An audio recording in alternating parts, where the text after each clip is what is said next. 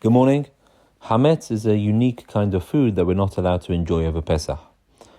All other food prohibitions in the Torah, which are many, fall into one of two categories.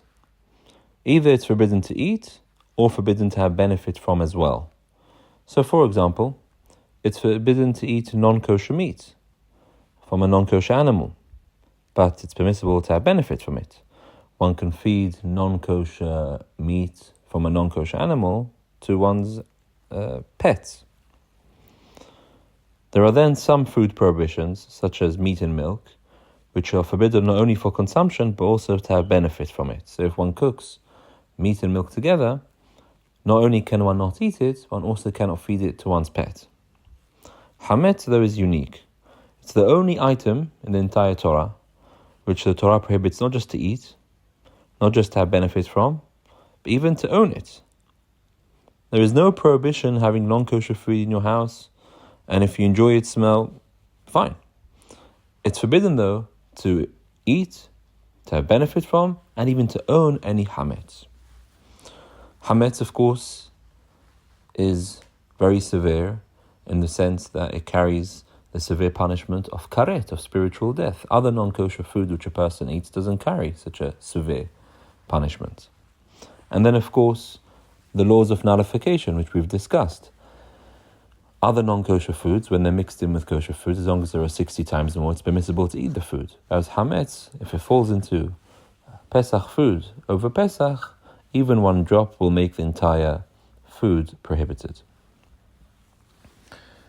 The Gemara in Berachot talks about various prayers which the rabbis would say at the end of the Amidah. And one of them was the prayer of Rabbi Alexandri, who would pray at the end of each Amidah, Ribona Olami, Master of the Universe, Galui v'yadua lefanecha sheretzonenu la'asot retzonecha. You know full and well that we want to do your will. Omi ma'akev, but what prevents us from doing so?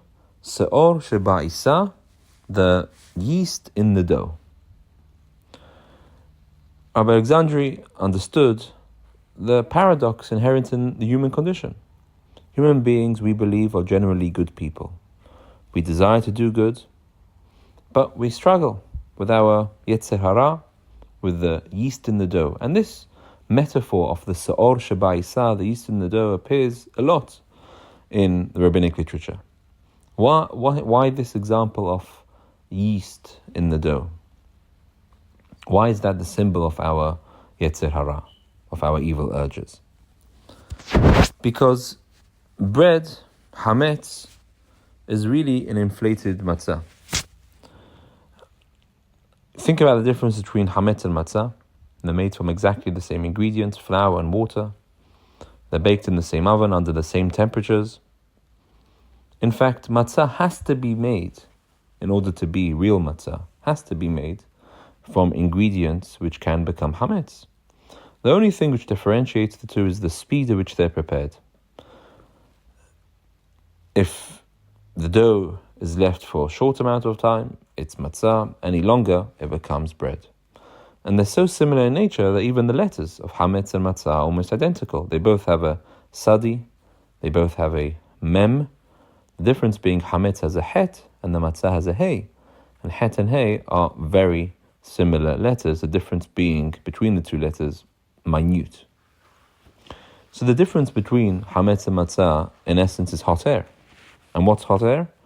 An ingredient devoid of any substance. And it's this element that makes hametz look so powerful, look so enticing in comparison to matzah.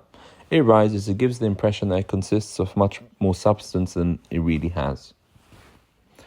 So in another place, the Gemara tells us of the reaction of the wicked when, at the end of days, HaKadosh Baruch Hu, as it were, we are told the Talmud, will slaughter the yetzer hara in the presence of the wicked and the righteous. The Gemara tells us the righteous will cry and the wicked will cry. The righteous will cry and they'll say, how did we manage to overcome all of these urges? And the wicked will cry and they'll say, how were we not able to overcome this? The Hasidic masters gave the analogy of a charlatan walking through a packed marketplace and people around him started running after him because he shouted excitingly, "Look what I have in my hand." And he clenches his hand and he starts to run, and everyone starts running after him.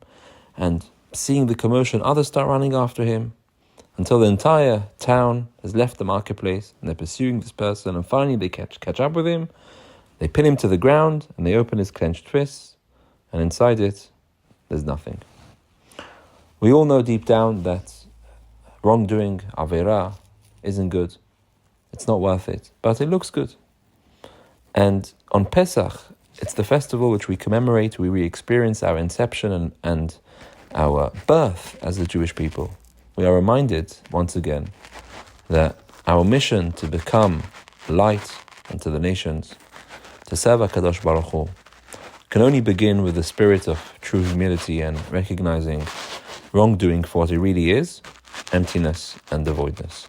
And that's why we're instructed to obliterate any trace of the Yetzer Hara. We can't eat it, we can't benefit from it, we can't even own it. It has to be totally eradicated. And that's what Hametz reminds us of on Pesach, which is why one of the later authorities, the Pele Yoetz, wrote, Be'eliezer Papo, he wrote that a sin on Pesach is more severe than a sin during the rest of the year, because Pesach is about reminding ourselves of what sin really is, the hot air of the Hametz, the emptiness of what seems to be attractive, but in reality, it's a myth, it's enticing, but it's nothing more than that. And so as we eat the matzah over the course of Pesach, let's remind ourselves of this message. We don't eat matzah the whole year round, because we have to live in the physical world, we have to live in the material world, we have to live with these kinds of things. But at our birth, at Am Yisrael, on Pesach, we remind ourselves of the real essence of Hametz and how our life should strive to matzah. Have a wonderful day.